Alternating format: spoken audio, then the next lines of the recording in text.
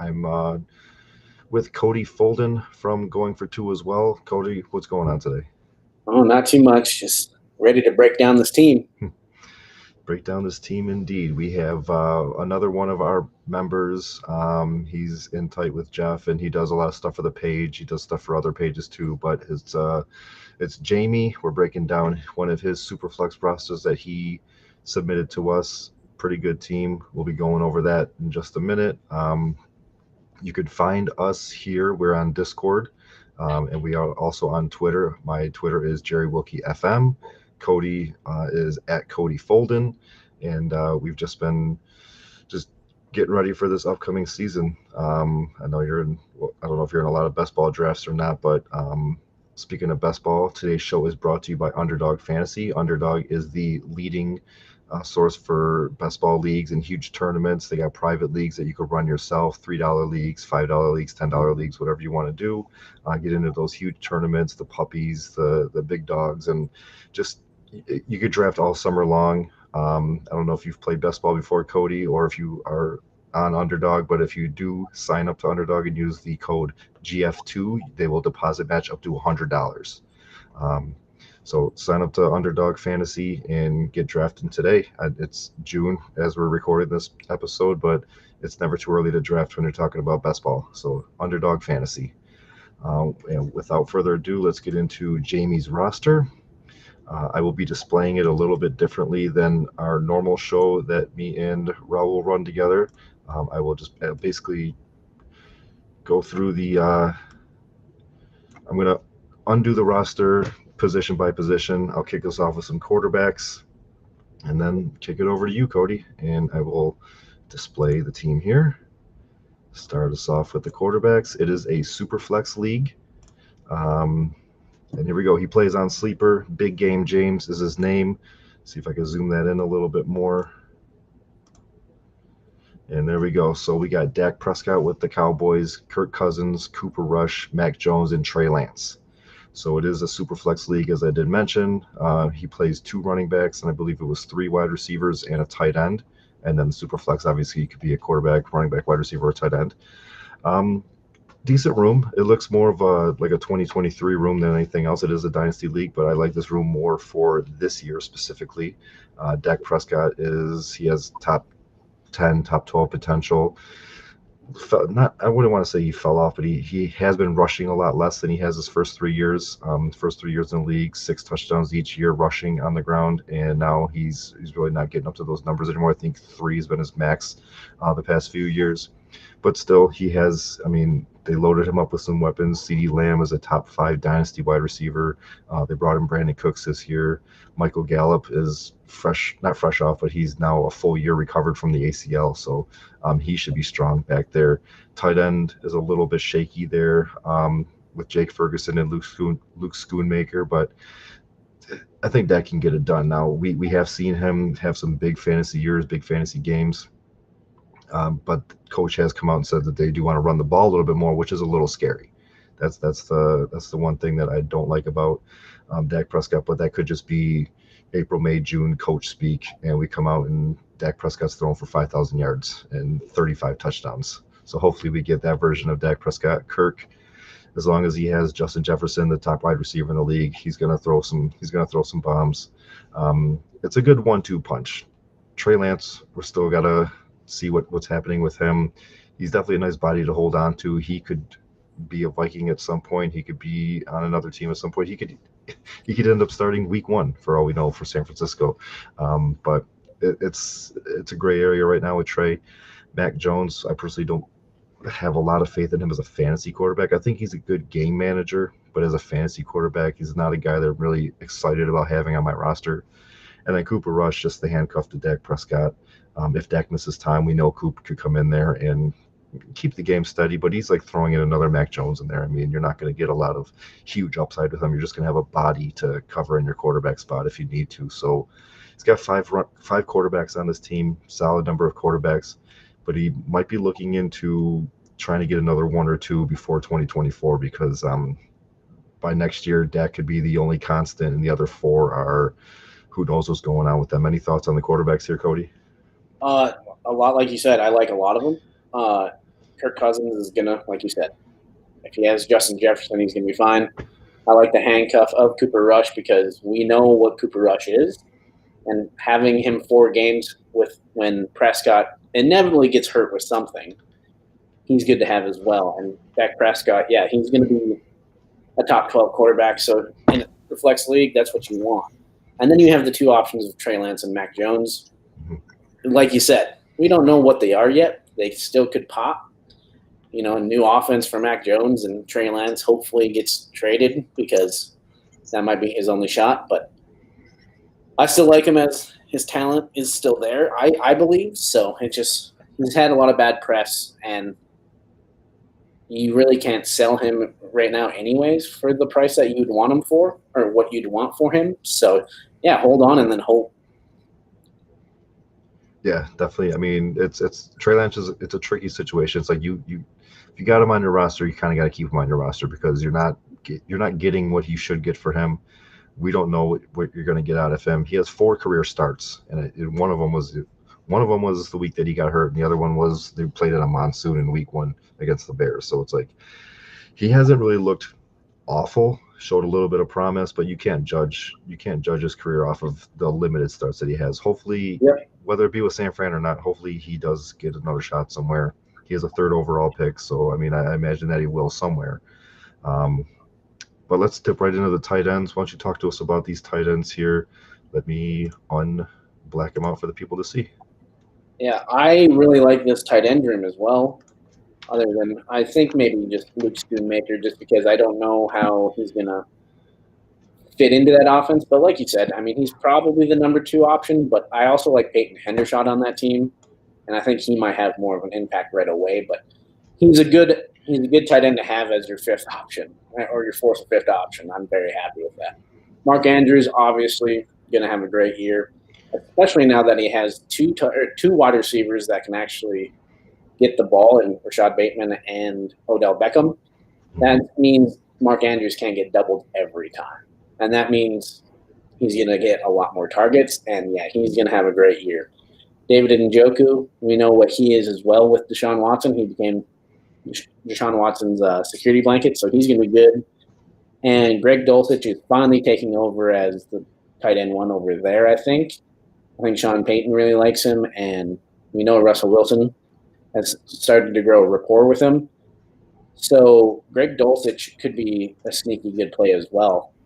And if he actually had a bad roster or something in like where you can fill a flex spot, I wouldn't be against starting 2 tight ends because it's PPR or it's half-point PPR plus for tight ends in this league. Yep. And then Brenton Strange is another rookie. He's very athletic. I like his landing spot because after Evan Ingram, it was a barren wasteland. So he's going to get some snaps. Now, Evan Ingram's going to get most of the targets there, but he is a good sit and wait kind of guy because of what he did in the combine and all of his workouts. Yeah, nice breakdown. I mean, Brenton Strange, he's definitely a dynasty tight end. He's a guy that I like to hold on to. There are 3 taxi spots in this league. I think Brenton Strange might take up one of those taxis. Yep, I believe in his roster he currently is there, but like if I was constructing my roster right now, Strange would be in the taxi spot. Mark Andrews is personally my tight end 1 for Dynasty. Put him a little bit ahead of Kelsey right now because Kelsey is 32 years old. Yeah, as you mentioned too, it is a tight end premium.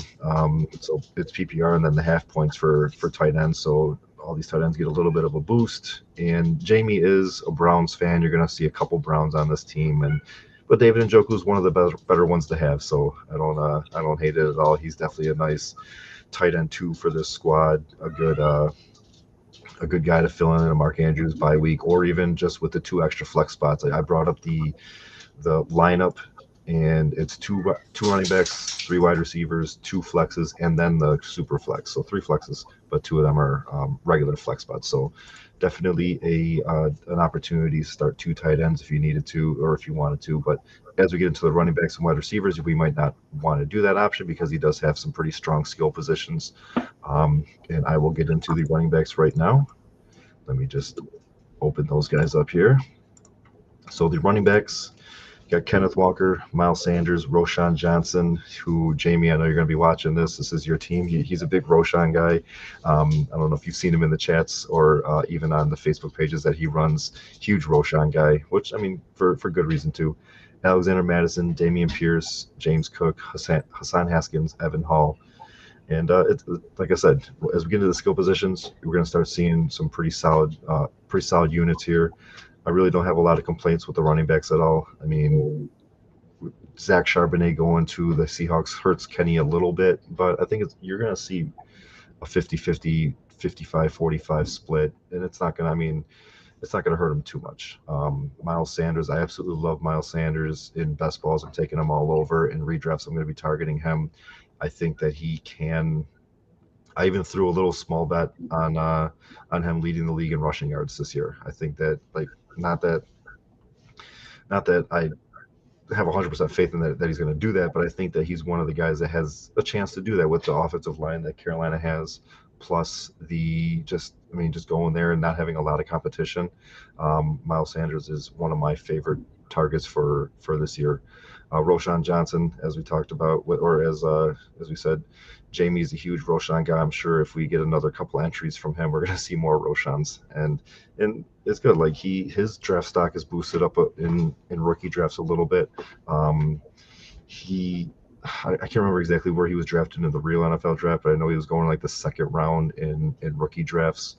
So a little bit of a price there, but he has an opportunity to, by the end of the year, he could be the lead guy.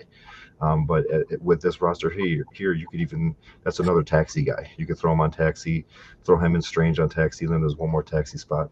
Madison, this is the third year going in the league. If he had Madison the last 2 years, I mean, he just got a bump right there, an extra guy or an extra running back with the Dalvin Cook news not too long ago. James Cook, Damian Pierce, kind of in the same situation for me. Not really loaded backfields, but they got some competition there, but they're good flex guys. They're good guys to throw in there on your bye week. I think James Cook should be the lead, not the lead receiver, but the lead running back for pass catching. I think Damian Harris is going to be the early down guy. James Cook give you the PPR stuff. Haskins really is the only one that I'm not huge on because they ended up bringing in Tyjae Spears in the draft this year. Haskins had a little bit. I mean, he really hasn't had an opportunity to do anything besides the 1 week last year where they benched Henry because they didn't really need to play him. They needed to save all their energy for the Texans in that head-to-head matchup. But so, I mean, I've been holding on to Haskins in a lot of my leagues. He's still a stash for me. Henry, he's getting a little bit older in age. He's got a lot of miles on those legs. If anything, God forbid, were to happen to him, maybe Haskins is the first guy up early, but longer term, I don't think the replacement running back is on this team right now, whether it's Spears or Haskins, but he's definitely worth holding on to. If he's taxi eligible, throw him there. If not, then just keep him there. And then Evan Hall with the Colts behind Jonathan Taylor, definitely a good guy to stash. That's something that I'm excited about early, but he definitely has a good stash, and if JT misses some time, Evan Hall should get a nice little bump there. So overall, really good room. I don't have any huge complaints about it. Any thoughts on the RB room here? It's a really good room because, I mean, there's a lot of rooms where Roshan is probably the third option, and I'm personally not a believer of him, and I'm going to hear it from Jamie. I know that. But it's, I mean, with the Foreman and Herbert still there, I still think he's the third option there, even at the end of the year. Herbert's always been second fiddle, and everyone always doubts him, and then somehow he always turns it around. But, yeah, I mean, you have Kenneth Walker and Miles Sanders as pretty much automatic starters. Even with Zach Charbonnet there, a 60-40 split just makes Walker even more healthy, in my opinion, and makes him even more deadly. And then you have Alexander Madison finally becoming the three-down back.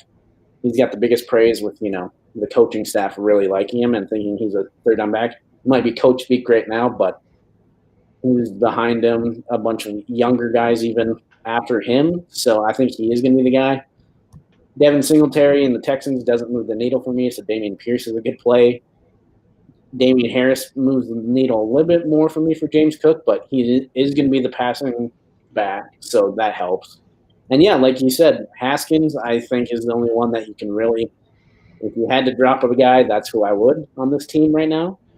And Evan Hall, yeah, taxi him because it might be inevitable that Taylor gets hurt again, or he's going to probably get some work. And if anything, if you've seen any of his tape or anything, he's always a worker. He's always moving his feet, and that's a lot like Jonathan Taylor as well. So he's a good person to have on your team.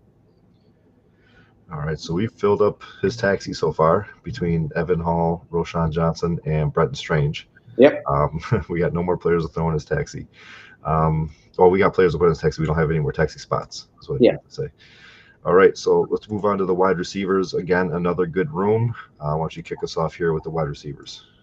I absolutely love this room because, I mean, I'm a huge Olave fan. He's probably one of the better route runners in the league. And then you have CeeDee Lamb also up there as a technician. You have Higgins as the best wide receiver, too, in the game. And then you have Michael Pittman and Christian Kirk, where they're good options. And, I mean, if they're your fourth and fifth option, your team is pretty good. I'd be very happy with with that top five. Mm-hmm. Then you're getting two rookies in Jaden Reed and Cedric Tillman that could be huge for their teams by the end of the year. It's kind of like the same thing as Roshan Johnson. They might not get a lot of play at the beginning, maybe Jaden Reed more than Cedric Tillman, but they could come around and take some of those wide receiver 3, wide receiver 2 roles pretty quickly. Ricky James, he is what he is. I think and I think him on the Chiefs really helps him out this year. And then Chase Claypool, I'm a huge Claypool fan. But, yeah, he needs to start putting it together. I don't know what he's going to do. I don't think he beats out Mooney. I don't think he beats out Moore. But maybe that's what he needs is to be the actual wide receiver 3 because there's a lot of mismatch there. Their third best corner or a safety that's not very good at coverage, that's where Chase Claypool is going to thrive. So I like him on your team as well this year for sure, and especially for what you can get for him. Mm-hmm. Yeah, I mean, if you got to insert Chase Claypool if Jamie has to insert Chase Claypool into his lineup, then he had a lot of bad luck with wide receivers, a lot of injuries. Yeah. So, I mean, having him down there as like the wide receiver 7, wide receiver 8, not a bad option. But yeah, the top 5 are, I mean, really can't go wrong with any of those 5. You can start up to 5. Technically 6 with the super flex, but start 5 of them. So you can start all 5 of those guys. But even with the running backs he has, there's really no reason to. So he's going to have a strong lineup pretty much every week, barring injury. And then Jaden Reed and Cedric Tillman, solid first-year guys that could see a lot of volume early. I mean, there's a lot of question marks in the wide receiver rooms for the Browns and the Packers. They could immediately slot into the number 2 role just right away. As far as wide receivers go, obviously the tight ends might have a little bit of something to say about that, but with a team like this too, he's got a good option of actually looking at matchups and really playing the matchups on what defenses they're playing that week, and that's something a lot of people don't have. They just have to plug and play some guys. This one has diversity, and this is what every Dynasty team and player would love to have a team like this, so then they could just playoff matchups. Because then, I mean, it's pretty known that, I mean, if you're playing a bad defense, you're going to be pretty good. Now, sometimes there's obviously outliers, but I still love that. Yeah. And he mentioned this is the 3rd year going into the league. He made the playoffs the previous 2 years, and so going into year 3, he's trying to make a run here. And I think this is a team that can make a run. Is there anywhere that you think that he can improve and any trade scenarios that you might have for him? Let me see if I can get the whole team on one page here. It's a little small. Yeah, so is there anywhere that you think that he can make a move or any trade options that you have? He did mention also that he's missing a pick. He is missing his 2024 third for next year. Obviously, they drafted this year already because they got some rookies on there. I mean, any improvements you would make? I see Mac Jones and Trey Lance as your biggest pieces that you could probably move. And if moving the needle, throwing Chase Claypool in there to get another premium wide receiver or another tight end or something like that would be the way to go. Because they are the question marks, but you know what? You got to gauge your other league mates. Someone might be a bigger buyer than you are on those guys, so then they might be willing to spend. You just have to feel that out and see what you can get for them. And if you like what you see, you might as well pull the trigger because you still have those security blankets on with Dak Prescott and Kirk Cousins. Like you said, you do need to be careful though, because after next year, we don't know about any of those five. Yeah. So that could be the weakest room here pretty soon. So maybe trying to get another first-round pick or trying to get one of those rookies just because they have a little bit more leeway than some of those guys.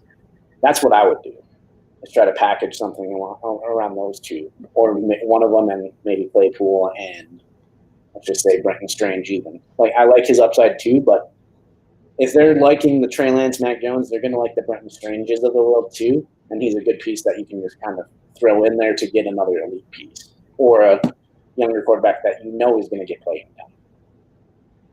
Yeah, definitely some good advice there. Mac Jones is, as much as I personally don't like him, and as much as he's a little low in fantasy rankings, he's one of 32 starting quarterbacks. I mean, and in a Superflex league with 12 teams, you're starting 24 for the most part. So he definitely has some value. See if you can move him for something.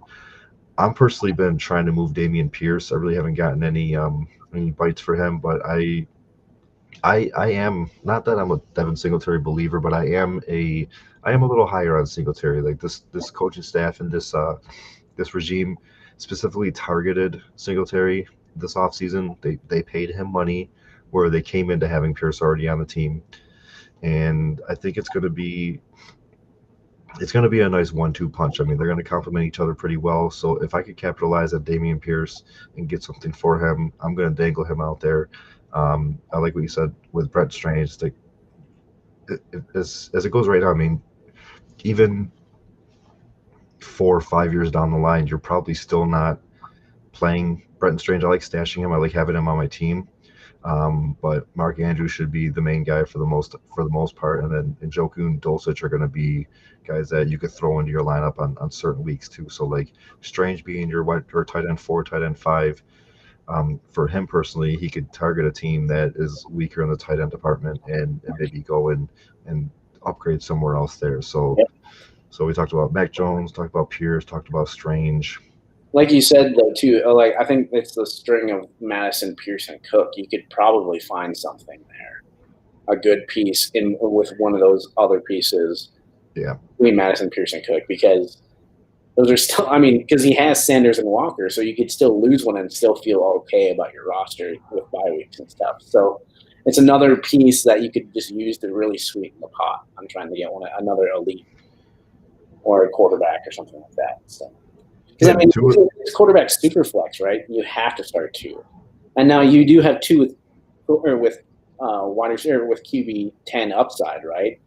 Mac Jones is top 20 upside for sure, but then Cooper Rush might not play, Trey Lance might not play, so now you're down to 3. So you need to get another one of those because it is vital, and there's only 32 of them. So yeah, 32 barn injury. The thing with like 2 of those running backs that you mentioned, you can try to target, not target, but like look at the teams that have the Singletaries and the Damian Harrises. Exactly. And even Haskins. Look at the Derrick Henry guy and see if you can try to move Haskins for something, even if it's a pick next year, or like throw him in a package to upgrade somewhere else.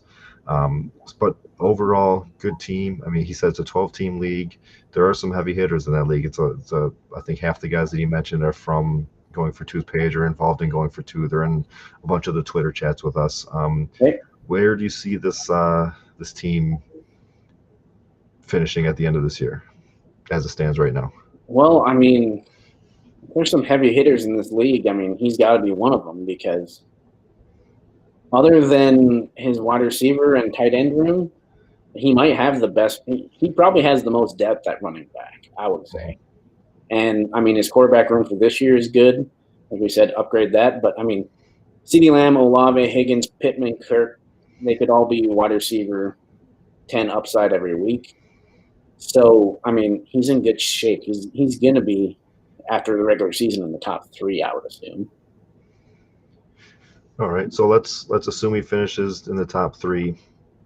He has a 2024 first. It's either going to be 110, 111, or 112. We'll just assume you're throwing that out there as a trade target. Who do you want to get back for that 110, 111, 112? If you could do a 1-for-1 trade just to improve this team. Good question. I would hope that maybe you could get a. No, I'm not really high on him, so maybe I would try to keep my first in my pocket for him. But I would see if I mean, and then probably still wouldn't be able to. But I mean, Will Levis might be the option in Tennessee sooner than later that we think, and he's an option that's probably going to get some playing time this year. So he could be an option that you could probably use. Maybe not for the first, but I don't know. I mean, dangling the first anywhere for tight end premium, I'd always try to look to get another one of those top 5 tight ends just in case Andrews gets hurt because, I can rely on Dulcich and Njoku, but if Waller's out there or with a new quarterback and stuff, or if Kittle or Kelsey, and you probably won't get him for Kelsey, but Kittle and all those other guys, if those managers are starting to get impatient, you dangle out a first, you could probably try to attempt to get one of those guys. Yeah, I like it. That's definitely good advice there. But overall, really good team. I can see. I mean, I would agree that I can see them finishing in the top 3. Finishing. It's hard because when we do this, we only see the one roster. We don't see the other 11 rosters. So I don't know if somebody's out there with Nick Chubb and Mahomes and Josh Allen and Justin Jefferson and Jamar Chase. They just sacrifice everything and have like a monster Thanos team. But assuming everybody's about the same or all competitive and about equal, this is a strong team, and I could see them finishing pretty high and making a deep run into the playoffs. And we mentioned some trade targets, we mentioned some trade aways. I don't think there's really much more that we could say about this team. Overall, really good. He's got some bodies, and Pierce and Madison pretty much is running back 3 and 4. James Cook running back 5, so like pretty deep there. I'd be very happy with that. Yep. Yeah, really no complaints at all. He can improve the quarterbacks, but he's got good quarterbacks for 2023, and I think that does it for Jamie's team. Any final thoughts on it? Yeah, I mean, if he doesn't finish in the top 3 of his league, it's probably because of injury, but I mean, he's got a lot of depth. So, I mean, I don't like starting Michael Pittman every week, but if I have to because there's a little tweak of an ankle for Chris Olave or T. Higgins, I'm happy with him being my wide receiver too. So, if he's not top 3, something drastic must have happened. And he's got a lot of like really longer term stability too. Really, like we talked about the quarterbacks possibly not knowing what's going on 2024 and beyond, but like his running backs are young and on multi-year deals, tight ends on multi-year deals, young tight wide receivers on multi-year deals minus what T. Higgins and Pittman still need to get paid. But outside of them, I mean, T. Higgins goes somewhere, he could even have higher value because he goes and he's a 1 somewhere. Pittman, hopefully he grows with Anthony Richardson. So he's really the only like wild card as far as like where is he in 2024. Everybody else, this solid team like for the next couple of years. But I think that's going to do it for Big Game James roster. Thank you for coming on, Cody. Do you want to tell people where they could find you, where you're at, and any shows or articles you're working on? I work for Going for Two and for Dynasty Pros Football, and I've been writing some articles on each. And I pop into different podcasts here and there. I'm not really on one. So I do like just doing the little pop-ups here and there. So I'm pretty active on Twitter too. So you can find me over there. We can talk ball whenever you want to. So. All right. Well, I do appreciate you coming on. Again, I'm Jerry Wilkie. You can find me at Jerry Wilkie FM. I run the IDP podcast in the regular season on Saturday nights. You could catch us, and it's same thing. Like I don't have an off-season show really besides this one. I will appear on other people's podcasts and just kind of just be in the chat and say, hey, anybody need a guest today? I'm available. Or so. Definitely check us out there. Check out our Twitters. We'll have links to the Discord, trying to get everybody into the Discord too. So you'll see if Jeff tweets it, myself, Cody, everybody on the Twitter is retweeting it. So if you follow any of us, you'll be able to catch the link and get into Discord. Find us on Facebook. I don't know if you're on Facebook, Cody, but you can find me on Facebook. Hit me up in the DMs there if you need to. I'm part of a couple of Jamie's Facebook pages. Fantasy Football Discussion is one of them. There's a couple of DraftKings pages on there for betting and DFS. So you can find us all over the place. GF2, we're a big family, and we're all over. So thanks for tuning in, Jamie. Good luck to your team. Hopefully your league mates don't see it, so you can try to make some trades and make some things happen. And we'll see you guys for the next one. Thank you.